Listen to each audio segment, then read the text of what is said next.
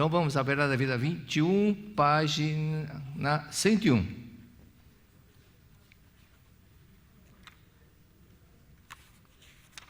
Vamos lá. Sabedoria. A sabedoria é a luz de Deus, é a luz perfeita que acompanha a realidade, é a luz infinita e onipresente que desconhece restrições. Porque não conhece restrições, está presente em todas as coisas e ilumina todas as coisas. Esse texto, muitas pessoas normalmente demoram para entender. E é mais fácil decorar do que entender em certas situações. Mas o importante é compreender, entender exatamente a sabedoria, a luz de Deus. É uma frase fantástica, porque o mundo criado por Deus, o mundo de Deus, Deus é muita sabedoria, é infinita sabedoria. Tanta sabedoria, você começa a analisar a sabedoria de Deus que se manifesta na natureza. As folhas de uma árvore, não é dessa árvore que não tem nenhuma folha. As nervuras, nenhuma folha é igual a outra, nenhuma impressão digital de uma pessoa igual a da outra pessoa. Então são infinitas, né? Quantas bilhões de pessoas tem na face da Terra, e todas elas têm impressão digitais, cada um na sua característica. Aí você começa a analisar o ser humano também. É muita sabedoria de ponto de fazer tudo assim, um conjunto, um departamento do fígado, departamento do estômago, né? Por isso chama órgão do fígado, órgão do estômago, cada um na sua função. E tudo trabalha harmoniosamente, desde que o dono do corpo esteja em harmonia, não é isso? Então a sabedoria é luz de Deus, é luz de Deus. Então Deus é conhecimento, não é um conhecimento cultural, intelectual, mas uma sabedoria que é muito superior, muito superior. Essa sabedoria não se refere à sabedoria cerebral humana, diz o mestre, no livro Preleções sobre a Sutra, que faz análise e depois chega a conclusões. Não é uma sabedoria que fica trabalhando somente a parte superficial da nossa mente, mas não é um conhecimento pequeno. Por isso que nas sutras budistas falam muito sobre isso. Não pense que através da pequena sabedoria, pequeno conhecimento cultural, intelectual, racional, você vai alcançar o despertar espiritual. Não é através do conhecimento acadêmico, não é conhecimento da terra que a pessoa consegue atingir o estado de iluminação. Então essa sabedoria não se refere à sabedoria cerebral humana que faz análises e só depois chega a conclusões. Para diferenciar essa sabedoria intuitiva da sabedoria cerebral, usamos a palavra sabedoria para a primeira, que é a sabedoria de Deus, que é intuitiva, e o conhecimento para a segunda. Então o segundo é um simples conhecimento. Ou seja, o conhecimento racional, o conhecimento que nós temos, que através do nosso cérebro, é simples conhecimento, e não a sabedoria, que é muito abrangente, que é a sabedoria de Deus. Assim explica o mestre. Então vamos explicar melhor. O reino de Deus está dentro de vós, diz Jesus Cristo. O nosso eu real, verdadeiro, a nossa imagem verdadeira, se conecta com Deus, por isso recebemos a intuição das vibrações de Deus. Deus não fala conosco lá de cima, como muitas pessoas imaginam. Deus está em toda parte. Deus está até dentro de nós. Então nós podemos ter essa ligação com Deus. O que nós cantamos hoje? Eu ouço a voz que soa no meu interior. Então lembro dos nossos 5 corpos. O corpo carnal, que é o provisório, né, que é o temporário, que nós já tivemos muitos. Temos corpos carnais, que já não são mais corpos carnais, mas que foram carnais, já não tem mais carne, agora só osso, que tem vários continentes do mundo nós temos.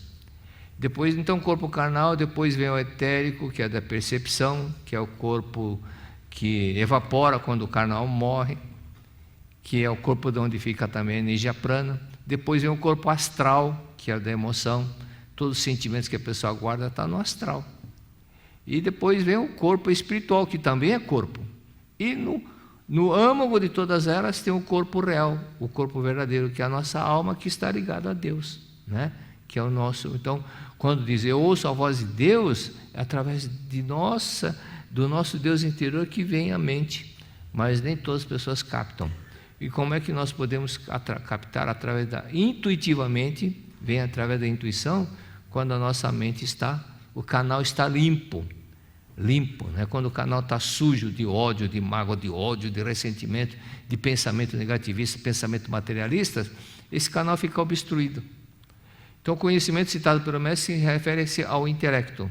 Na verdade, da vida volume 9, o Sr. Koné estranhou que o amigo dele tinha muito conhecimento cultural, muito inteligente, mas não estava ainda desperto no mundo espiritual, apesar de ter decorrido 30 anos. Então, a resposta do Vetterini foi que ele tinha um cérebro bom, corpo bom, mas o grau de conscientização da verdade, de se conscientizar quem ele era, não conscientizar de que ele era Espírito, que é Deus, que é Filho de Deus, que é vida eterna de Deus, era zero. Então, não tinha aquele grau de compreensão, por isso que também não alcançou um estado de iluminação elevado. A mulher que teve uma morte temporária, acho que eu comentei outra aula, se não me engano, né? Então, quando chegou, assim, temporariamente, o corpo carnal estava sem vida aqui, mas enquanto isso, o corpo espiritual foi lá para cima e, chegando no local, no mundo bem iluminado, ela falou, mas muita sabedoria, muita sabedoria, muita sabedoria. Então, o conhecimento que o pessoal tem na Terra é ridículo, é mínimo perto dessa grande sabedoria. Depois ela regressou para o mundo, para o corpo carnal. E a inteligência do homem jamais construirá um ser humano em laboratório, né, que faça tudo isso que o nosso corpo faz. Bom, nós comentamos já isso, de respirar, de absorver o ar e transformar, absorver o oxigênio, isso tudo vai fazer parte com que também os alimentos que nós ingerimos se transformem em vida, se transformem em sangue, e o sangue também tem as suas células, o corpo carnal que tem um batalhão de células que faz com que nosso corpo possa ter condições de nos levar para onde nós desejamos, e tudo isso é consequência também da sabedoria de Deus. No livro Preleções sobre a Sutra, o mestre explica a sabedoria citada por Sakyamuni, que é Buda, né? Que está na Sutra Prajanam Paramitam Sutra, e fala sobre os 6 caminhos que conduzem à iluminação. 6 caminhos, 6 éticas, né? Que é a caridade, a indulgência, a observância pelos mandamentos. Por isso que essa observância pelo mandamento não é ficar observando, não é para praticar as normas fundamentais, praticar os preceitos, praticar aquilo que é importante para a nossa evolução espiritual. A devoção, o sentimento de devoção, né? A meditação é fundamental, porque nós periodicamente precisamos voltar a mente para Deus e fechar os olhos, fechar os nossos 5 sentidos para esse mundo fenomênico e conectarmos com Deus através da meditação. E a sabedoria intuitiva, né? A sabedoria intuitiva. Nesse ponto, os animais que não possuem inteligência cerebral desenvolvida manifestam intuitivamente a sabedoria global e exata, sem depender da inteligência cerebral. Então, cito o mestre. Por exemplo, se vendarmos os olhos de um pombo-correio e o levarmos até um local 1000 quilômetros e soltarmos, tira a venda dos olhos dele, ele vai para o local exatamente, embora ele tenha sido deslocado se coloca numa caixa e viaja, vai até minha cidade de Natal, vai lá, que é Prudente, perto de Prudente, Indiana, 600 quilômetros, e chega lá no local, abre a caixa, o pombo-correio sabe o caminho, ele por intuição, sem GPS, ele chega no local, né? Então é possível, mostra que a sabedoria intuitiva é uma coisa fantástica. A abelha também sai da colmeia, viaja seus quilômetros e quilômetros, mas ele sabe retornar. Então, mesmo que não tenha nenhum aparelho eletrônico, ele sabe retornar. Então, essa sabedoria é assustadora. Disse que o rato pressente o incêndio da casa onde mora e se refugia. Também outro dia eu falei da formiga, não é? Por esse fato que tem muitas situações em que os animais também. Então, você olha aqueles animais, a garça, por exemplo, quando ia pescar assim, ele ficava bicando, pegando os peixes. Agora ele pega o peixe, aí os pescadores jogavam os peixes, ele ficava olhando, pelo tamanho ele desistia, falava, não vai caber. E alguns, quando ele for comer, ele não come pela parte traseira do peixe, porque tem os espinhos, então ele come pela boca, para não ficar entalado na garganta dele. Então, ninguém ensinou, né? Isso é uma sabedoria intuitiva. A criança também, quando nasce, ela já vai, sabe onde está o leite, onde está a alimentação dela, sem ninguém explicar também. É uma coisa que vem da sabedoria intuitiva. Na verdade, a Vida, volume 21, página 102. Vamos na página 102. O homem, sendo filho da luz, e porque está sempre na luz, desconhece a escuridão, desconhece tropeços, desconhece embaraços. Como anjos que passeiam no céu, como peixes que nadam no oceano. Passeiam no mundo da luz, pleno de luz e cheio de alegria. Cheio de alegria. Às vezes, quando você pratica o Shinsokan, que você conseguiu aquela concentração, tem hora que você não quer abrir os olhos. Você sente aquela paz inteira, uma paz, aquela luz, né? E isso mostra que, às vezes, outro dia fiz na Colômbia, não, foi na América, foi na Santa Tecla, semana retrasada, seminário espanhol, eu fiz uma pequena recitação, que outro dia nós fizemos, né? Não fizemos não, então vou fazer aqui, bem simples, uma coisa que é uma recitativa, sou filho de Deus, eu não sou pecador, sou filho de Deus, aí você repete, sou filho de Deus, sou filho de Deus, sou filho de Deus, e toda hora vai afirmando, o que mais se ensina, aqui, quando estiver andando, caminhando, aqui está um filho de Deus, ou seja, tire aquela gravação de que é pecador, não sou filho de Deus, eu sou filho do pecado, não sou filho de Deus. Mesmo no Shinsokan, afirme, sou filho de Deus, e concorde, sim, sou filho de Deus, né? Para apagar aquela ideia de que é fruto do pecado, que nasceu para pagar o pecado, que é filho do pecado, que nasceu que é filho, que veio através do ato pecaminoso. Tudo isso é uma imagem errada, são pensamentos, conceitos errados que a pessoa, quando fica apegado a isso, então ela acha que ela se subestima, ela não se ama, pensando, eu sou um lixo, eu sou fruto de um pecado, mas não é isso na realidade, né? Nós somos filhos de Deus, então afirme, filho de Deus, sou filho de Deus, tudo isso são gravações que nós temos que registrar no nosso inconsciente. O homem, sendo filho da luz, estando sempre na luz, desconhece a escuridão. Mas quem é que está sempre na luz?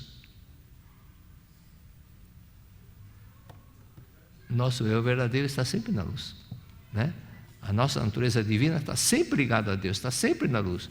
O nosso eu falso, às vezes, que fica caindo em ilusão, pensando, mas Deus, né, nós estamos ligados a Deus, então nosso eu verdadeiro está sempre na luz, sempre na luz. E com os peixes que nadam no oceano livremente, por isso que quando a pessoa se conecta, por exemplo, aquele caso que eu citei de um senhor que chegou para o mestre e disse, mestre, eu não sinto nada praticando a meditação em Shinsokan.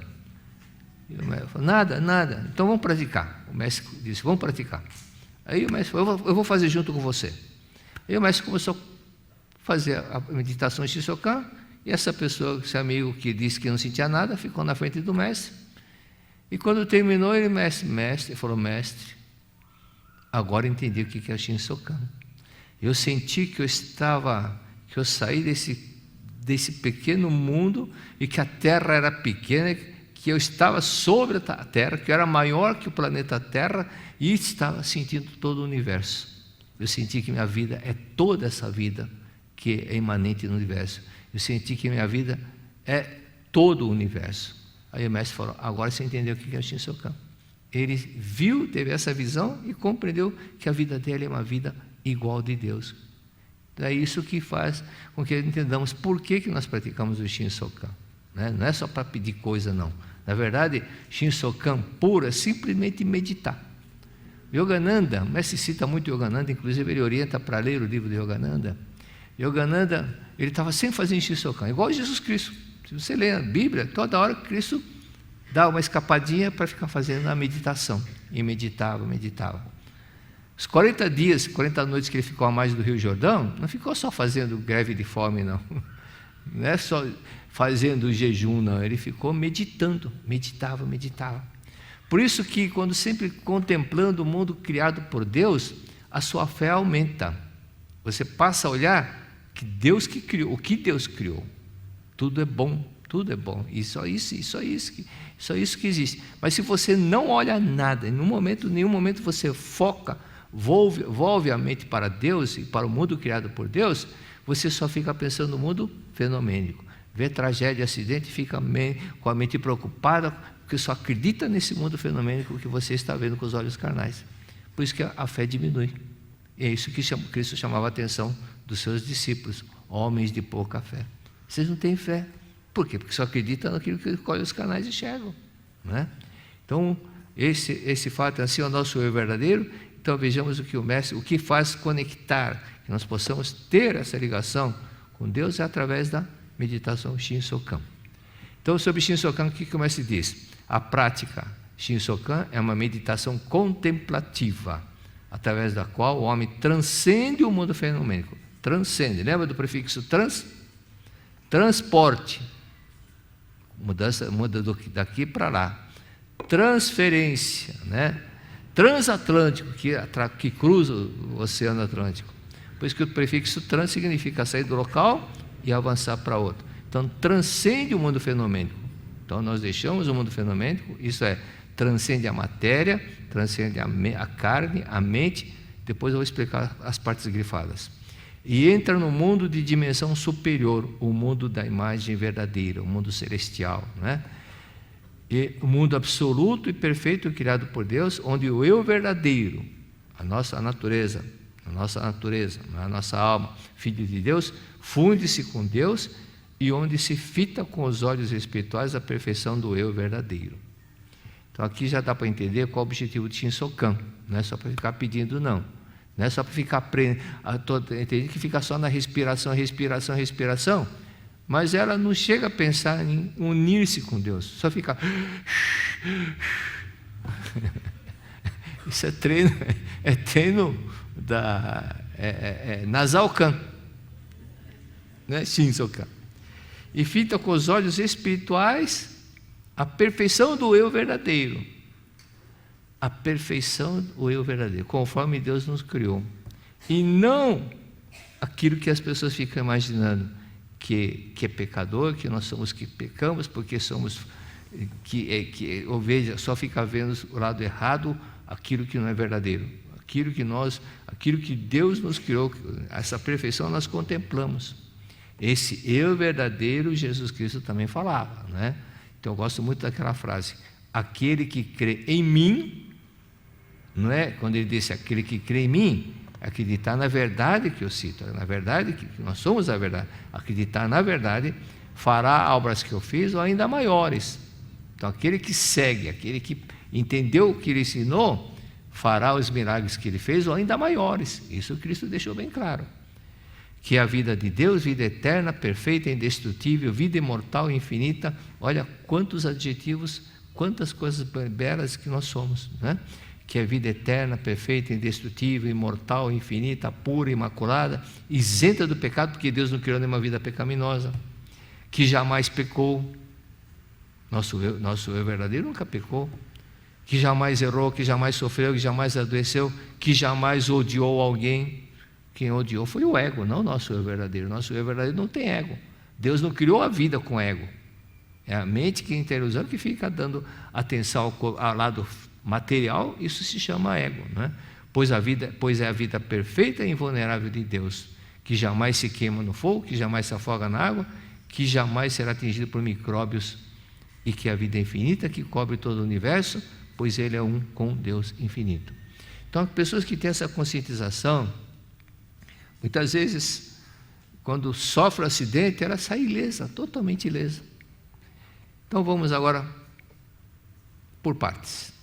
Prática Shinsokan, meditação contemplativa. Na Seichuan nós fazemos as práticas recitativa e também meditativa. A recitativa nós ficamos imagem verdadeira, harmonia, perfeição, imagem verdadeira, harmonia, perfeição. Isso é uma prática recitativa. A gente fica só recitando. A meditativa não é para ficar falando. Meditativa nós deixamos o mundo dos 5 sentidos, por isso que fechamos os olhos, mas também tem que fechar a boca. Não é verdade? que o paladar não está aqui nos 5 sentidos, um dos 5 sentidos. Então, tem que meditar com os olhos fechados, em silêncio. E às vezes em Ibiúna, quando algumas pessoas chegam depois que iniciou o Shinsokan, começa a puxar a cadeira, não sei o que. E a pessoa está dizendo, eu nesse momento deixo o mundo dos 5 sentidos aqui, puxa a cadeira. Ou então, pronto, você já volta para os 5 sentidos. Nem entra, né? Não deixa o mundo dos 5 sentidos, porque o barulho, o ruído começa a atrapalhar. Transcende o mundo do fenômeno. Transcendemos o mundo fenomênico. Por esse motivo que fechamos os olhos carnais, que é um dos 5 sentidos. Okay? Quem disse ter feito Shinsokan com os olhos abertos, não fez Shinsokan. Não fez. Uma vez eu ouvi uma pessoa falar, quando eu estou dirigindo, eu faço Shinsokan. Eu falo, peraí. Seu cara tem uma bengala lá que... Shinsokan com olhos abertos não é Shinsokan. É verdade. Fazer Shinsokan com o rádio ligado também não deixa o mundo dos 5 sentidos. Com a mente voltada às coisas da Terra, não é transcender o mundo dos 5 sentidos, não é transcender esse mundo fenomênico. Mais silencioso possível para ajudar na concentração. Quando a pessoa está em briga com alguém, em desarmonia, ela fica conversando com alguém, ela conversa com ela mesma. Fica, tá bem, da próxima vez, não sei o que, se ele fizer isso, e faz isso que está lá. Mentalmente está brigando. Como é que dá para escutar a voz de Deus no meio da briga? Se sempre quando tem briga sai barulho, né? Então, se está desarmonia, também não ouve. Quando estamos em paz com tudo e todos, tudo e com tudo e com todos, por isso que o mestre cita nas academias, lá no Japão, né? A pessoa agradece, antes de iniciar o Shinsokan, eles agradecem a tudo, a Deus, antepassados, ao cônjuge, os filhos, parentes, amigos, colegas, vizinhos. No Brasil também nós fazíamos antes. Até antes de iniciar a oração de abertura, na oração de abertura também nós fazíamos. Só que tem gente que exagerava no agradecimento. Começava a agradecer, quando chegava ao marido, ao filho, à prima, à cunhada, ao vizinho, ao cachorro, a pulga que está no cachorro. Exagerava. Só de agradecimento já é um tempo. Eu falo, vamos cortar o agradecimento. Quem quiser fazer em casa, faça em casa, não é? Então, em casa você pode fazer. E é muito bom que faça em casa.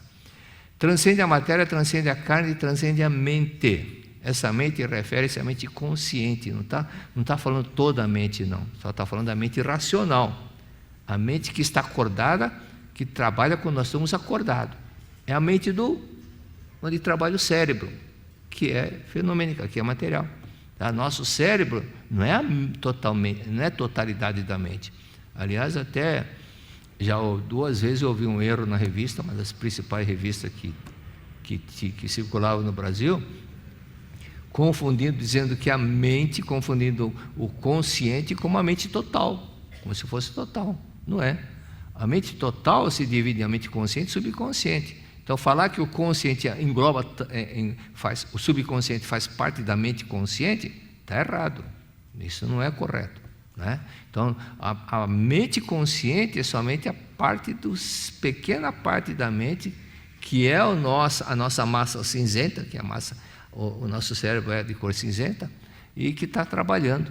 Tanto assim que quando a pessoa fica fisicamente cansada, ele começa a apagar os 5 sentidos, né? Fecha os olhos, começa a adormecer, já não ouve mais, já não sente o olfato, não sente o tato e se apaga totalmente. Então, o consciente é essa pequena parte da nossa mente, não mais que 5%, que começa a trabalhar quando nós despertamos. E Menninger deixou uma definição muito bonita, que o consciente é a porta para o mundo exterior. Quando nós estamos dormindo, essa parte está dormindo. Quando nós acordamos, e no sonho, que tipo de sonho que nós temos? Às vezes a pessoa sonha muito com a infância, sonha muito com o passado. Tem gente que tem coisas que sonha com os desejos que ela tem e que ela não consegue realizar, no sonho ela vê realizado. Mas é um sonho, apenas uma coisa, é uma projeção daquilo que está reprimido no inconsciente dela.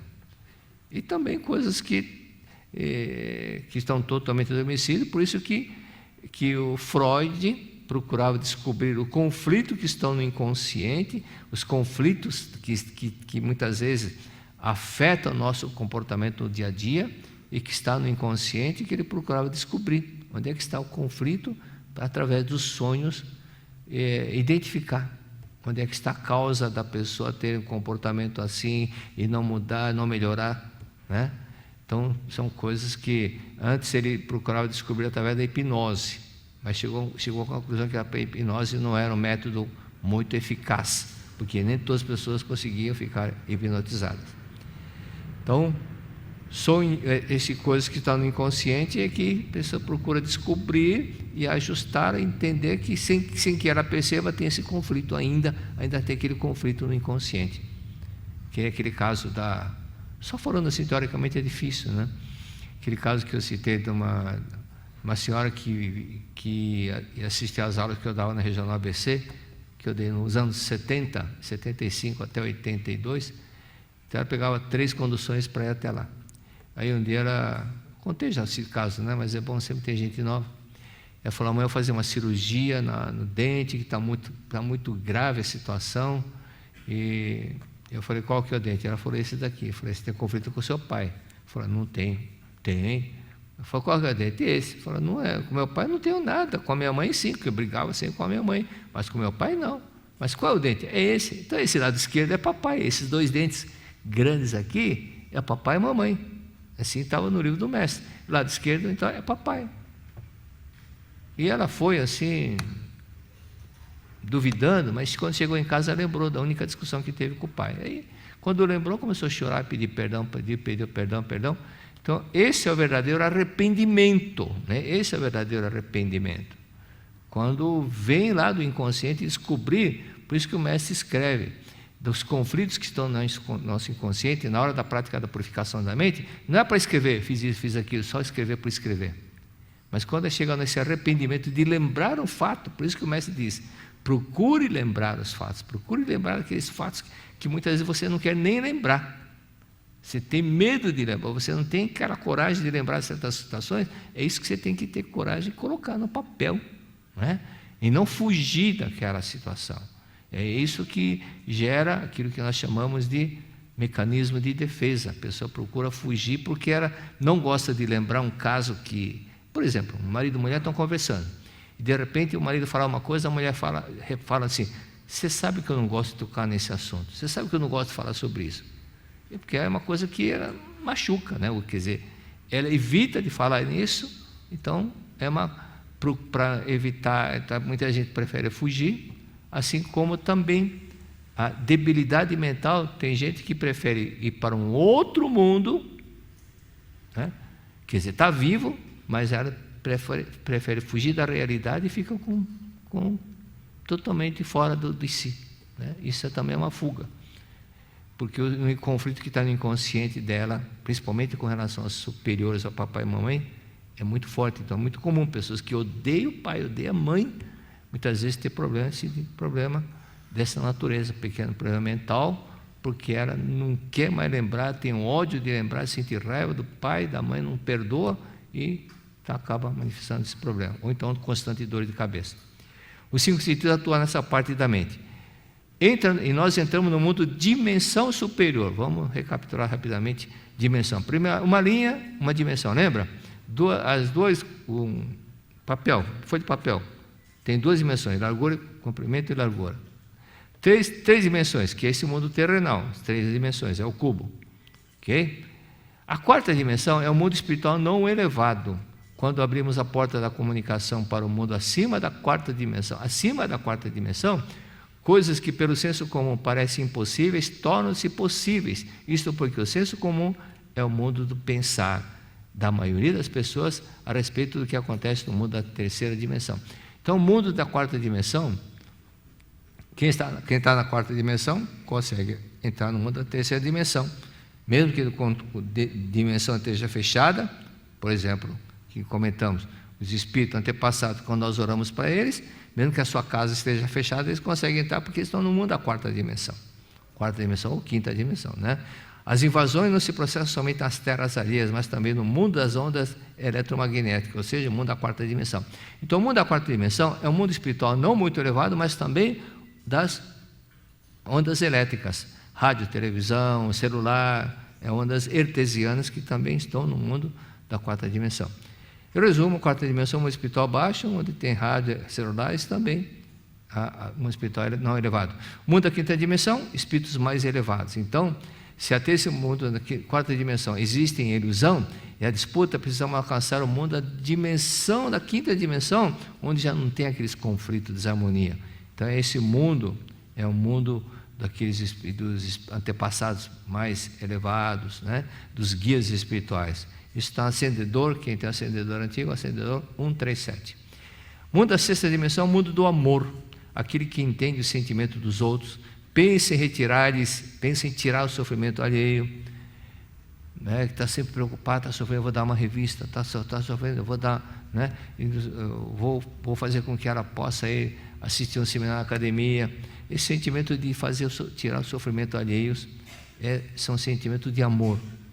E fará do contentamento alheio o seu próprio contentamento. É ficar feliz de ver o outro feliz, porque ela deu a ajudazinha de fazer o outro feliz. E de fazer com que a pessoa saia da tristeza, e também quando vê outro sofrendo, também aquilo deixa a pessoa triste, né? E a gerar abandonando seus próprios interesses, que ele não pensa nela, mas para pensar em ajudar o próximo e fazer o outro feliz. Quando todos despertarem para esse tipo de amor, ou seja, quando todos adentrarem no mundo da sexta dimensão, por ser este o mundo de amor, acabarão os conflitos da humanidade e terminarão as guerras nesse mundo. Então, o mundo abaixo da quinta dimensão ainda é o mundo dos conflitos, atritos. Mas da sexta dimensão, de amor, e mundo da sétima dimensão, não existe guerra, não existe miséria, não existe ego, é puro amor. Por isso que Deus é uma da sétima dimensão, e só existe o bem, só existe o amor, tá? Então, esse é o mundo espiritual, onde se prega o bem e o amor. O mundo da sétima dimensão é o mundo de Deus, onde habitam Cristo, Buda, divindades. Todas as vidas nascem daí e aí retornam.